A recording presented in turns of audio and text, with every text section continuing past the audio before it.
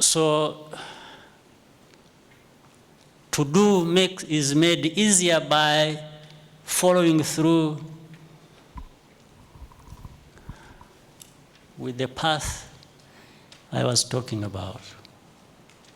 Challenging yourself, asking yourself questions, finding answers. If you want something to come easy your way, you probably will never get it. Isn't that what it is? If you ever want easy things, there is a chance in a million,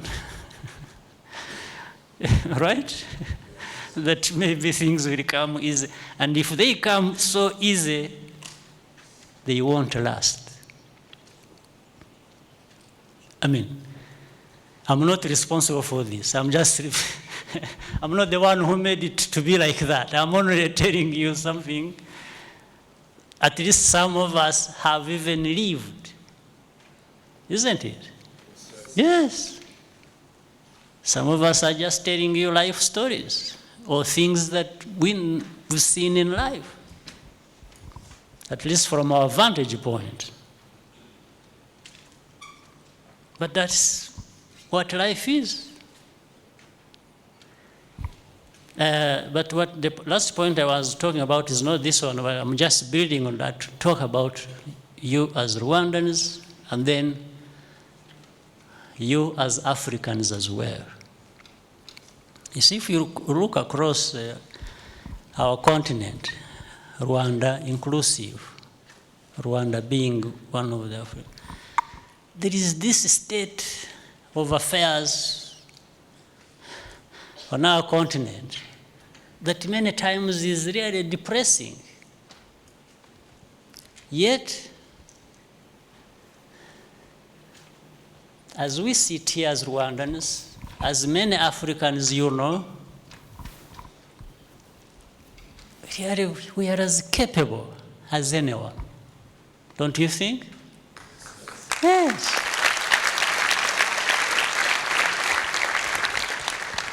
We are as capable as these fellows who run after begging for life. Can you imagine? That the contradiction, but also the predicament of someone turning into a beggar,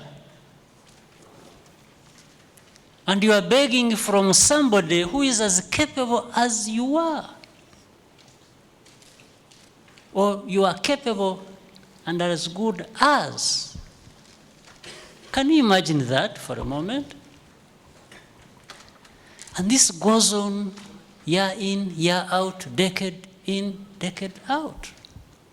For Africans, for Rwandans, you, us.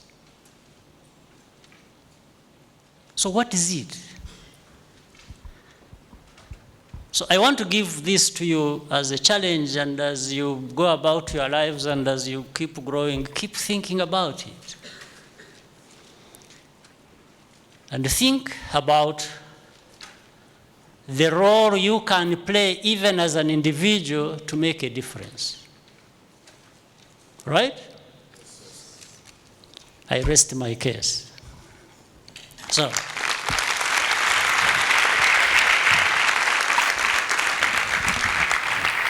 I will let you give ideas, ask questions for all the time we have. Thank you very much.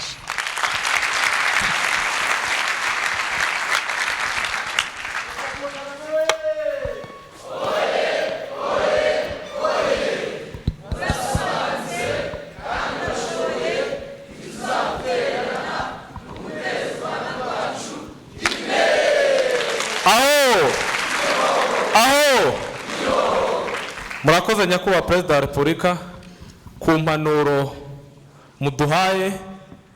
Mu Kinyarwanda baca umugani ngo umwana muzima baramusiga akinogereza.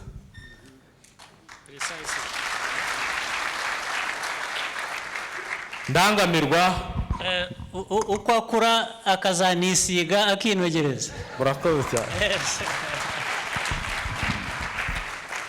Ndangamirwa reka tuba abana bazima. Nyakubahwa Perezida wa Repubulika, mutwemerere muri aka kanya tuganire. Abafite ibibazo n'ibitekerezo badusangiza. Turabanza dufate ibibazo cyangwa ibitekerezo bitatu, nyuma umwanya nuboneka turaza gufata ibindi bibiri. Abafite ibibazo bamanika bakegera imbere.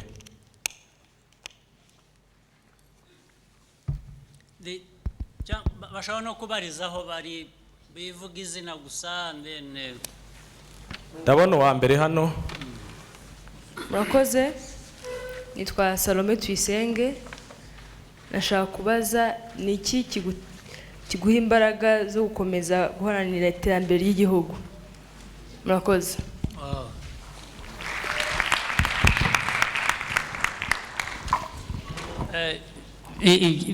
Ku buryo bworoshye igisubizo cyaba ko ari uko iryo terambere ridahari. Kuba ridahari nicyo kimpa imbaraga zo gukomeza kubiharanira. Iyo riza kuba rihari wenda ntabwo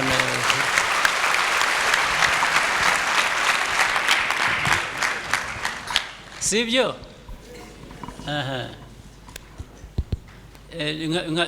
Uzi rwa rugero nigeze gukoresha mbere rwo gusakara.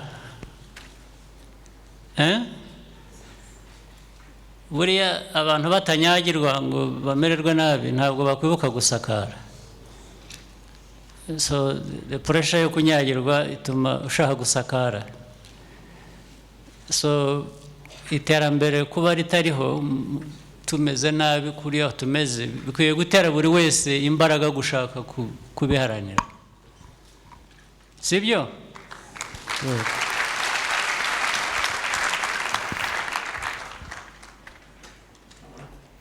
Ikibazo cya kabiri.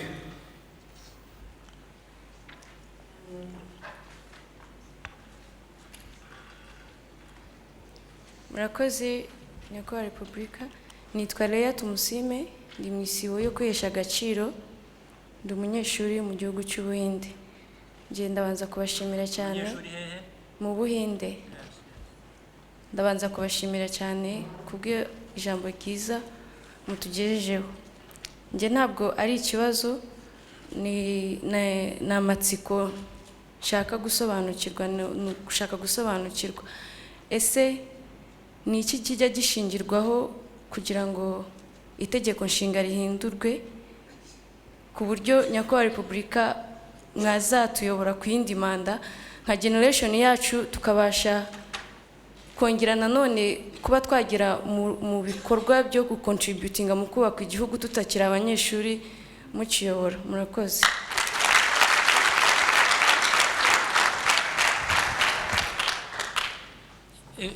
Iby'itegeko nshinga byo kubaza uko barihindura, uko barihindura bisa n'uko rijyaho ahubwo. N'ubundi itegeko nshinga rifite uko rijyaho, sibyo? Ubisesenguye neza ukareba uko rijyaho ubonamo n'uko rihinduka, kuko byose ni abantu babikora. Ari ukujyaho kwaryo rishyirwaho n'abantu. Hari ibintu byinshi bigenda bihindukamo. Nta tegeko nshinga ku isi ryo ribaho ritajya rihinduka, nta ritarahinduka. Wari ubizi?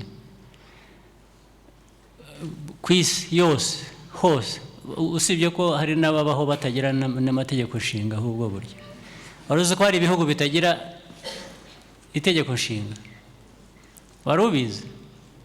Ariko bibaho, bagira norms bagenderaho, kandi some of the most democratic countries zitagira itegeko nshinga zigira ibindi zigenderaho.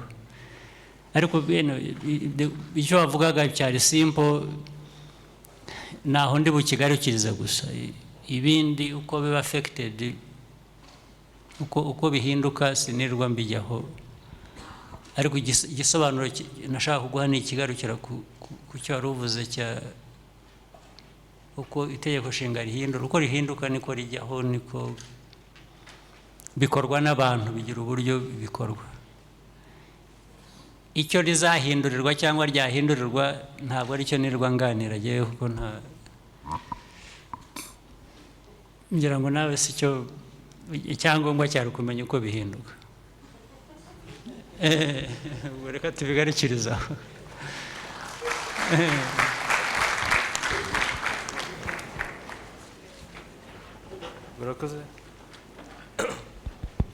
murakoze nitwa Ngabo Urbain. Na hariya mu Buhinde wari uvuze uba rihora rihinduka, njya mbibona ejo bundi hari byahindutse. Murakoze nitwa Ngabo Urbain, abanturuka mu isibo y'icyenda y'Itorero ry'igihugu, nkaba niga muri Amerika. Nashaka kubaza mwebwe icyo mudutegerejeho nk'urubyiruko, cyane cyane rwiga mu mahanga, mu guteza u Rwanda rwacu imbere.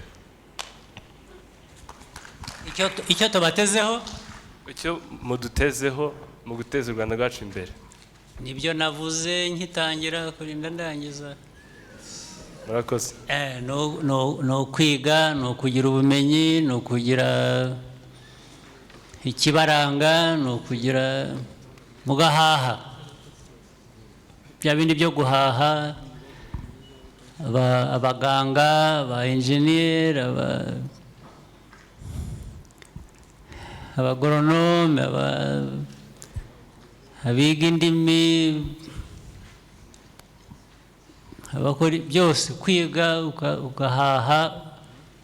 Iyo bizanye mu gihugu birafasha kucyubaka, bituma ubushobozi bwiyongera ku bimwe tugomba gukora kugira ngo dutere imbere. N'ibyo tubatezeho. Wiga iki wowe? Ntabwo numva. Civil engineering. You are most welcome. Thank you. Yes. Ubwo wabaye igisubizo, ntabwo buri ikibazo. Murakoze. Nitwa Babonamigisha Pacifique, nkaba ndi mu isibo yo gukunda umurimo no kunoza. Twatorejwe kuba intore, kandi tukaba tuzi yuko intore igomba guhora yitegura kuba yafatanya n'ingabo z'u Rwanda kubungabunga umutekano w'igihugu cyacu haramutse hari ikibazo. Ariko nashaka kumenya, ese byaba byemewe yuko nk'intore twasaba natwe guhabwa amahugurwa adufasha kumenya izindi kose za gisirikare kugira ngo duhore tuba turi tayari?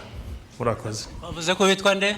Babonamigisha Pacifique, niga computer science. Hehe.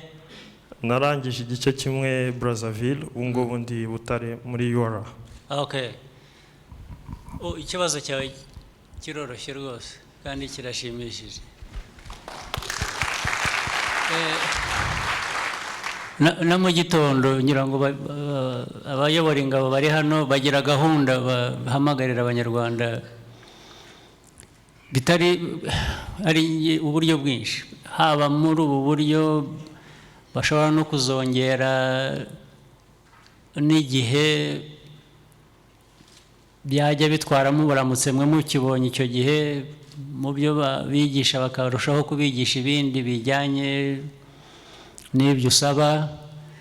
Ari uburyo bw'ibyo mwarangiza ibyiciro bimwe murimo mwifuza kurangiza, noneho mugasaba kujya mu ngabo z'igihugu, kuzijyamo, noneho kuzikorera, bitari kuba umushyitsi muri zo.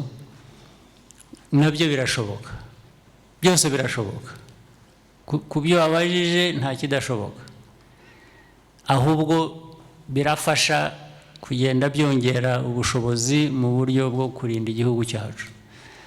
Sinzi icyo wifuza rero, urashaka kukibamo, kugikorera, kujya mu gisirikare ukakibamo, hari ugukoresha n'ubumenyi usanzwe ubwo wize,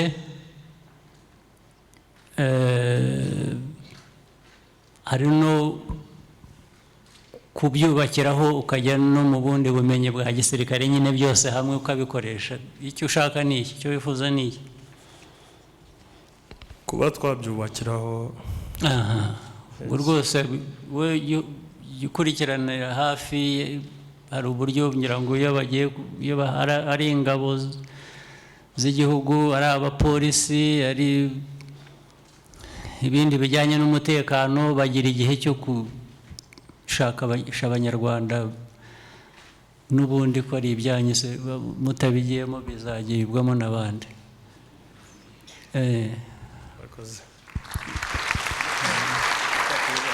twafata ibindi, ariko ababaza turabibutsa kurasa ku ntego.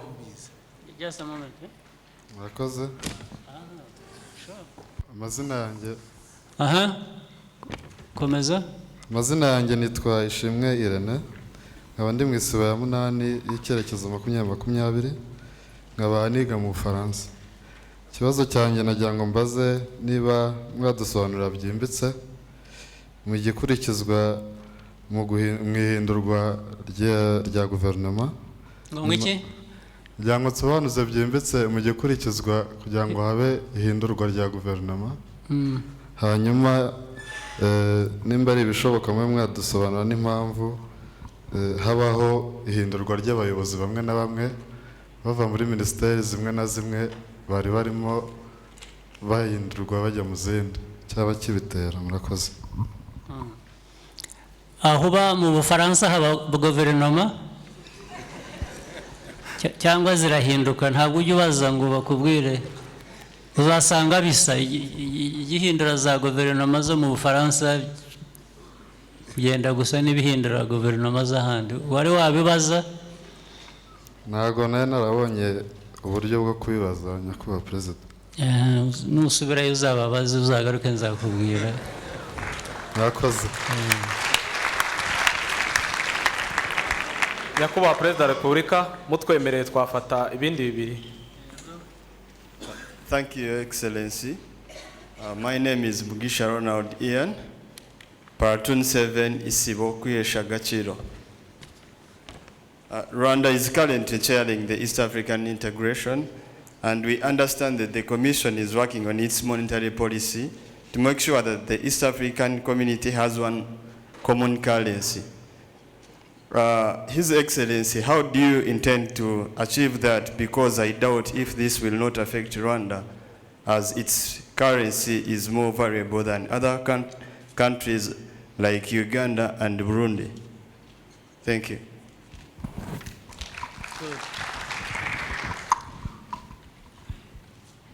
Reka nongereho ku cyo nari nsobanuye uwa mbere cyo kuvaho. Kubaza igice, uwo ni igice kimwe kiba kibajijwe, ntabwo kiba ari ikibazo cyuzuye, kuko kubaza uko guverinoma ivaho cyangwa uko abayobozi bamwe bahindurwa, utabajije uko bijyaho na mbere hose, utangiriye ikibazo hagati. Ubundi ahubwo zijyaho zite? Abanyarwanda umuntu ajya gutoranyamo abayobozi n'iki bakajya mu ntuza, burya uhereye aho bitangirira, uko guverinoma zijyaho n'uko abantu bajyaho, wumva neza uko abantu bavaho n'ukuntu basimburana. Ariko icyo ndacyakomeza icya mbere nari navuze, uzabibaze hanze, hanyuma nugaruka tuzabiganira usange twumvikana neza. The next question, first of all, Rwanda is not chairing the East African integration as such. It's not. The East African chairman, the chair is with Kenya. What Rwanda chaired is has been there's something we called it was meant to fast track, to speed up the achieving of projects that link the countries in the region. There is something called the Northern Corridor. Because we found the bigger the East African community is, on some projects that we should have moved fast on were being delayed, and someone would say, no, for me, I don't think we should do this, then even on what we have agreed. So we said those who can move, and even the others will benefit by either in the end coming along. And so it is East African project integration through the Northern Corridor, which was spearheaded by Kenya, Uganda, and Rwanda, but still as a part of East Africa. East African community is not divided. It is within the objectives of the East African community that we are operating to achieve that. So we have had monthly rotations going on. Like last time it was in Kenya, then it is in Rwanda, next couple of months it is going to be in Uganda. And the reason for this has been to make sure that at every, in a short time we are following up closely, and we make sure that there are no such unnecessary delays. That is one. The other question, part of the question, the main one, monetary union or whatever aspect of the union we want, and as part of integration we want to achieve, each partner state has maybe different kinds of concerns because of exactly the kinds of variables you've mentioned.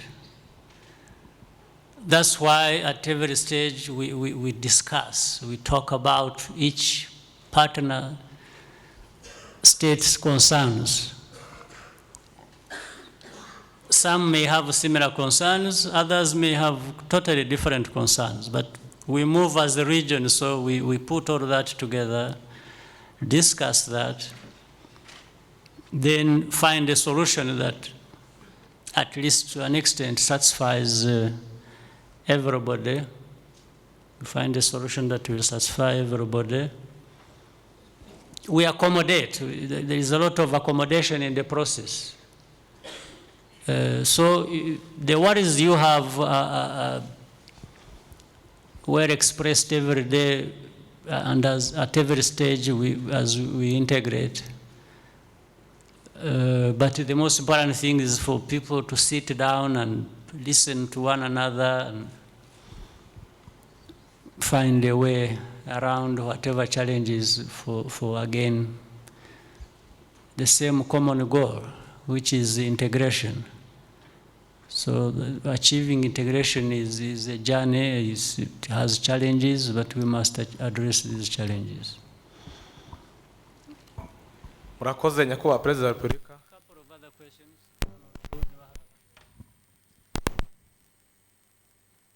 Twafata ikibazo hariya. Thank you so much, His Excellency, Mr. President. My President, I'm from South Africa, Platoon 6, Gukundu Mulimo Nokunoza. My question is all about CPGL. We know CPGL has been taking place ever since I can't be specific telling the years, but all I know is that Rwandese are suffering. Rwandese are traveling to Congo, they're being killed, conflicts are unceased, conflicts are every day. You know, we hear about conflicts each and every time. So my question was all about, what do we gain from CPGL? Have you ever, if you sit together and sort out the problems or the conflicts, why doesn't it take end for Rwandese to live in peace? Thank you so much. Well, but I think the main point you are making is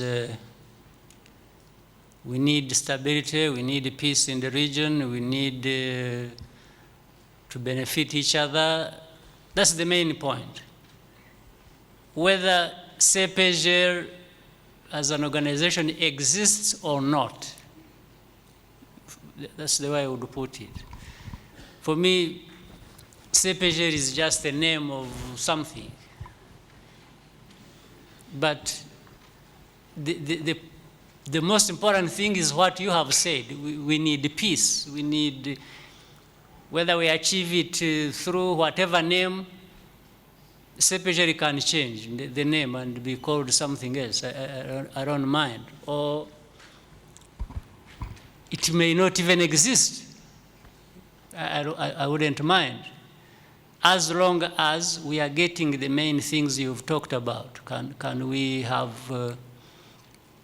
So there are many other ways, therefore, we keep trying to make sure that Rwandans find peace, even with the most complicated neighbors. So we have to try all kinds of ways without sticking to any particular organization or the name of organization. I think that's for me.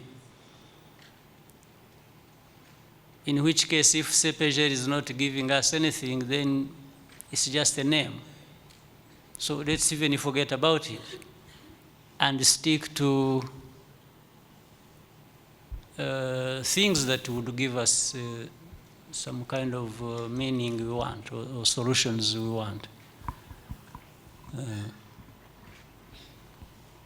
Thank you. Somebody else? Thank you. Murakoze muyobozi mukuru w'igihugu. But I keep hearing a girl's voice, but then at the end of it, I think there are many, are there more than one person having microphones? Yeah, I first heard a woman's voice even in the first question, but then it ends up being, is there one being suppressed or oppressed somewhere? Or? Thank you. My name is Nadine Nilitandi. I'm a university student in the United States of America. I'm pre-medicine. I'm studying pre-medicine. I would like to know if Itorero could take place abroad, where the Rwandan diaspora lives, since it's to do what?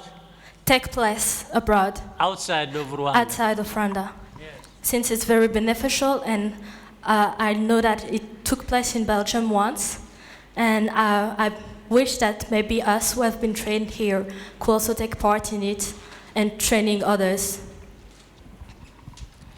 Well, if it happened in Belgium, then it can happen anywhere else. But I also want to add this. For it to happen, for Itorero to happen, say, in the United States, it is possible, but it is dependent on a number of things. One, are those Rwandans in the United States organized to the extent that they would actually facilitate this happening, or so they would be supported for it to happen? That's one. Two, what are the conditions in the United States like?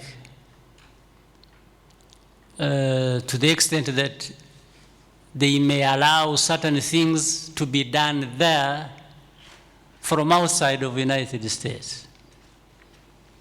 Three, it may also mean there are things we can do with the people here when they are here that we may not be able to do with the people outside of Rwanda. You see the point? So one has to study that carefully and determine what you want to achieve and what you are able to, or you would be able to achieve, don't you think? But I think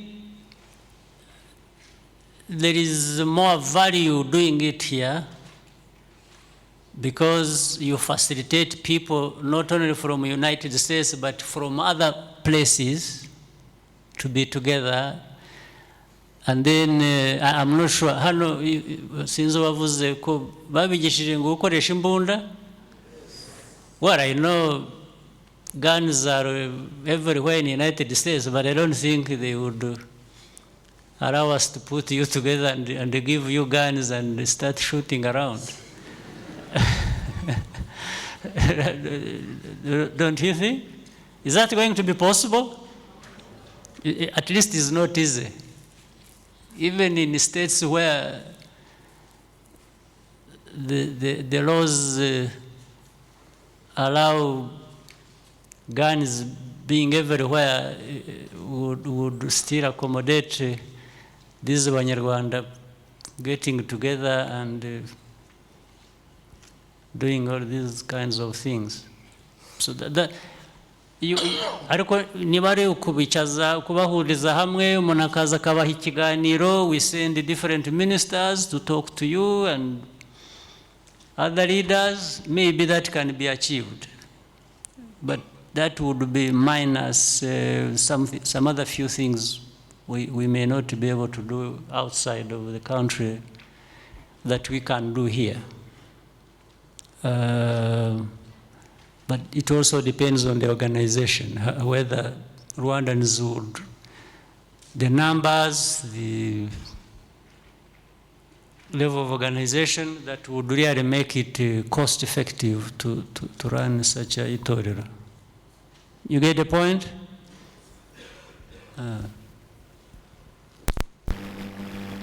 Yes, hariho twambuye ijambo tujya kuriha wundi somewhere. Numvise. Murakoze nyakubahwa. Ndabashimira cyane ku kiganiro cyiza mwaduhaye. Nitwa Ndayambaje Albert, niga muri Maroc, ndi architecte, undi gukora recherche muri contemporary urbanism and modern design. Mu byumweru bitumazanga twatojwe mu ndangagaciro twatojwe ko intore irinda ibyagezweho nta cyayisenya ibona. Nkanjye nk'umunyarwanda numva ko agaciro mfite cyangwa se ikintu gihenze mfite nk'umuntu ni igihugu cyanjye. Bike twageze cyangwa se ibyo tumaze kugeraho kubirinda harimo umutekano wabyo physically, bango ingabo z'igihugu. Ubu ngubu mfite imyaka 24, ndi muri PhD, ariko twabwiye ko cyangwa se numvise ko kwinjira mu ngabo z'igihugu bisaba hari imyaka bagenderaho ko umuntu atarengeje. Nabwiye ko ari imyaka 25. Ngiye nsanga nzarangiza kwiga iyo myaka narayirengeje, nzarangiza amasomo ndimo myaka narayirengeje. Kandi nifuzaga kuba naba mu bantu barinda igihugu cyanjye. Nkaba nibaza niba hari bishoboka ko umuntu yajya mu ngabo ubu ngubu akarangiriza amasomo ari mu ngabo kugira ngo imyaka itazamunangira. Murakoze nyakubahwa.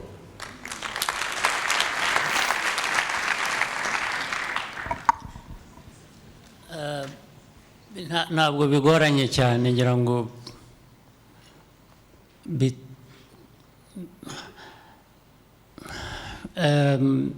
ingabo zifite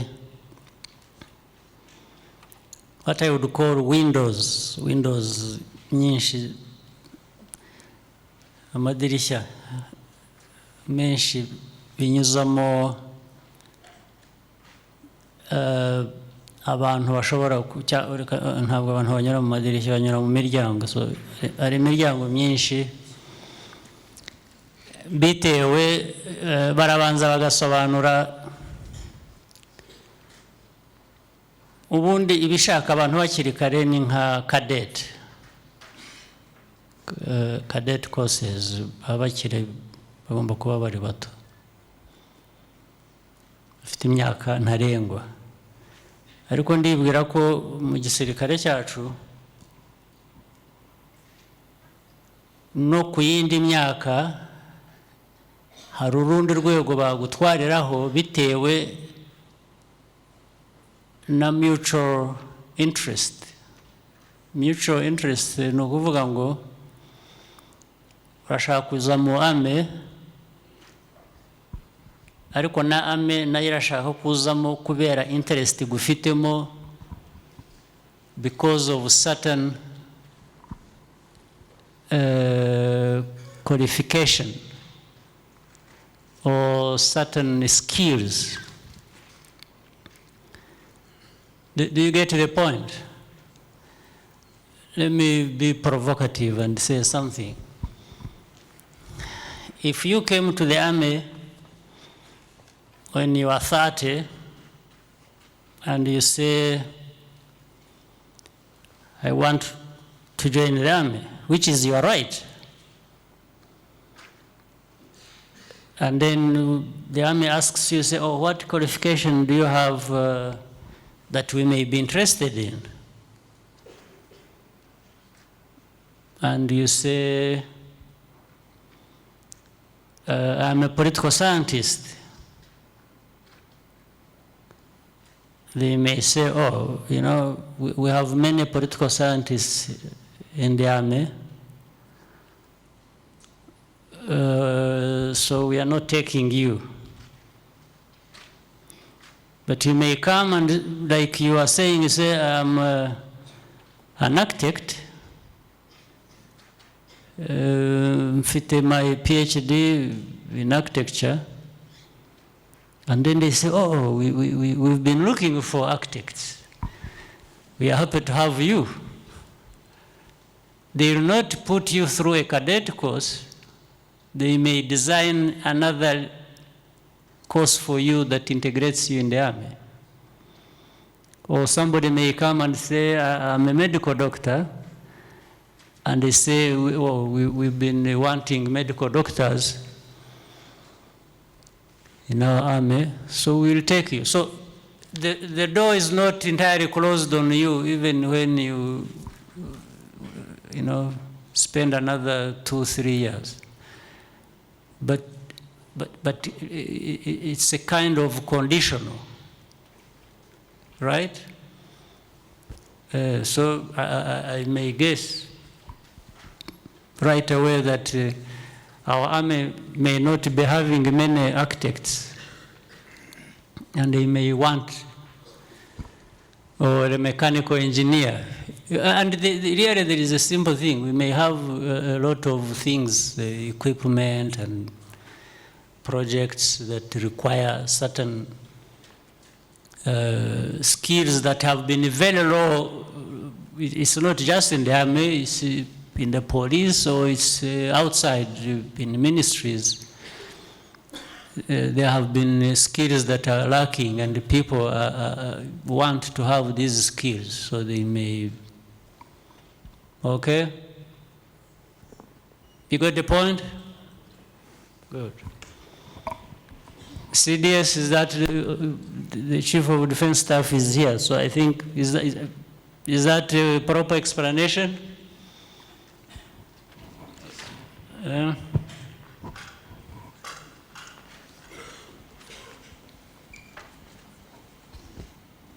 Thank you, Your Excellency.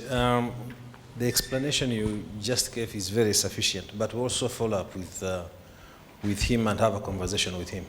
Okay, very good. If they don't take you in the army and I'm still in office, I may take you in my office, don't worry.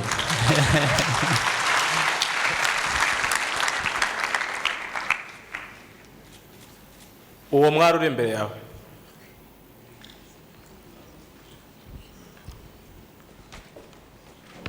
Murakoze nyakubahwa Perezida wa Repubulika, nitwa Fidela Ngabonziza, Indangamirwa yo mu isibo y'ubwitange, niga International Criminal Law muri Kenya. Njyewe ntabwo ari ikibazo mfite kuko abatoza ngira ngo ubwo abapolisi barakumva, they may be interested in you. Yeah, I'm with them. Okay. Njye nta kibazo mfite, abatoza mwaduhaye baratunyuze, byose ibibazo byo twari dufite ku bwanjye njye barabikemuye, ahubwo icyo nagira ngo mvuge ni ukubashimira babwira ngo Avuze ko witwa nde? Ngabonziza. Yeah, Fidela. Wiga Nairobi, wize Nairobi wa? Niho niga. Niho wiga. Yeah. Okay. Mvuge ngo your sacrifice made us who we are today. Tubabwire ko urugamba rwari rukomeye, twibaza ko rwari rw'amasasu kandi rwararangiye, igisigaye n'urw'iterambere. Tubemerere rero kandi tubasezeranye ko twemeje gufatikanya namwe mu guteza imbere igihugu cyacu. Murakoze. Absolutely. Another one, any other who may urgently want to say something? Murakoze nyakubahwa Perezida wa Repubulika. Nitwa Ishema Leandre, ndi mu isibo butwari, nkaba niga mu Bushinwa. Njyewe icyo nari mfite si ikibazo ahubwo n'icyifuzo. Twabonye ko habaye Rwanda Day mu bihugu bitandukanye, nkaba nifuzaga kubasaba niba mwadufasha tukagira Rwanda Day mu gihugu cy'Ubushinwa. Murakoze. Sure. One day, yes. One day we shall have it there. Thank you. So, no problem. Next. Somebody there? Corner.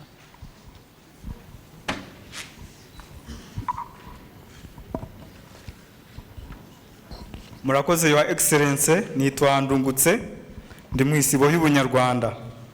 Nashakaga kubaza itandukaniro n'isano ry'imyizerere, idini n'iy'ubunyangarwa n'indangagaciro z'Ubunyarwanda, kuko urabona ari itorero yo mu rusengero n'iri torero sinzi icyo bivugaho. Murakoze.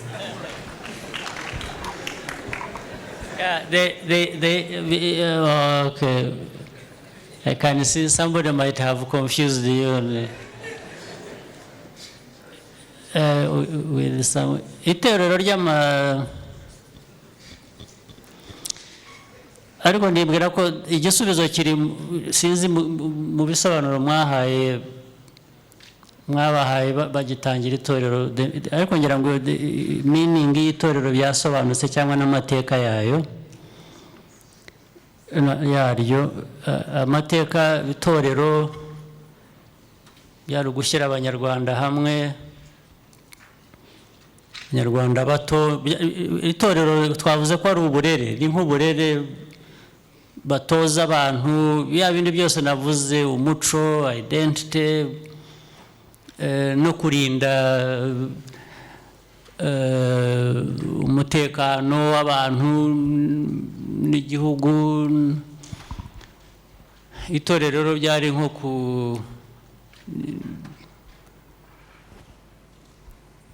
amahugurwa, kwigisha abantu uko bagakura bashobora kugira inshingano aho baba bari zisobanutse. Itorero ry'igihugu nk'iri ryo rihuza abantu bose. Uko twicaye ahangaha mu myubakire y'igihugu no mu myumvire, amadini yose ari hano. Muri iri torero harimo amadini yose yakwisangamo. Niba itorero, hariho itorero rivuze amadini cyangwa rivuze itorero rivuze idini runaka, ryo ryakwisanga na hano. N'irindi ritandukanye ryakwisanga hano. Iri ni itorero rihuza amatorero yose.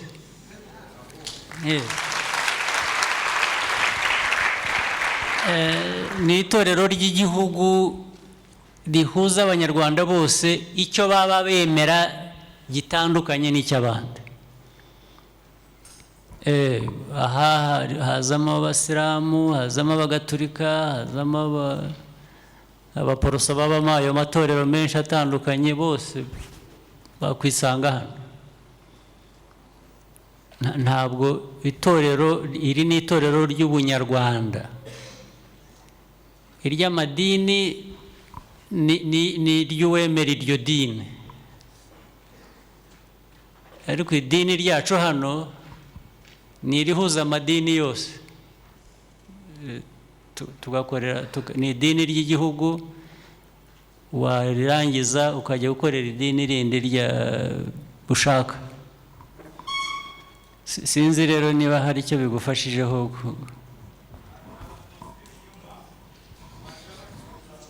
Umuco nyarwanda nabo batoza identity, bakakwereka ngo umukristo agomba kwitanga, noneho bakaza bafite ubu abahanuzi. Nashaka kubaza icyo uvuga kuri abo bahanuzi b'amadini, kuko nabo baza bahanurira bose, ntabwo bihita niba uri umwisilamu cyangwa niba uri umugatolika, bahanurira uwo babonye bose. Murakoze. Ibyo guhanura byo ibyo nakubwira ko ntabizi. Izo ni powers zirenze ziri muri constitution. Ntabwo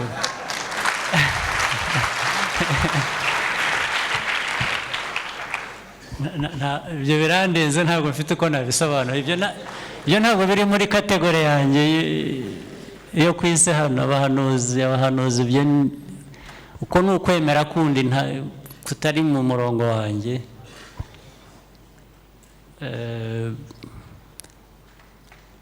Ibyo guhanura ngira ngo ni powers ziba assumed, aho ziva n'aho zigera rwose ntabwo nazimenya.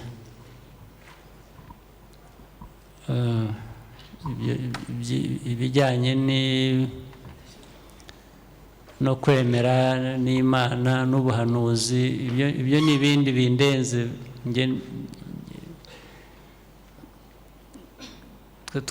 Tujya mu itorero rya politike ry'igihugu, kuyobora igihugu, guhuza abantu, ibyo baba bemera byose, ibyo baba bahanura byose.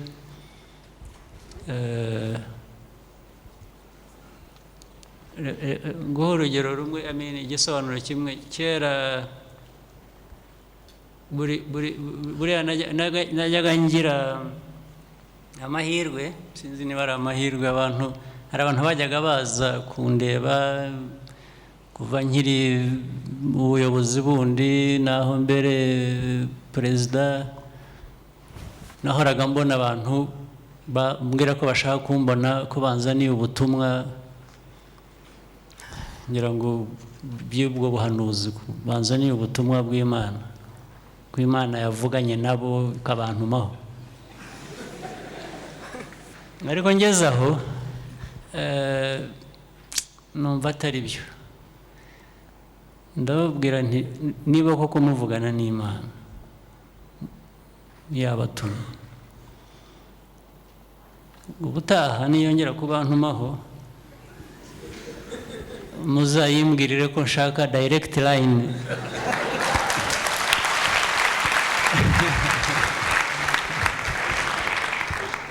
Nshaka kwivuganira nayo, kubera ko yampa inshingano kandi yarangiza ntimvugishe. Ugira ngo ndaha nyobora abantu, abantu b'Imana nkanjye, nk'uko ndi umuntu w'Imana.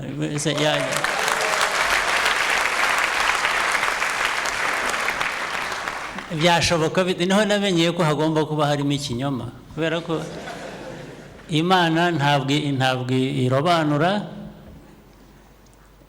kandi akazi twese dukora byitwa ko ari akayo. None se nayobora abantu, yarangiza akajya kuvugisha abo bantu ntimbwire.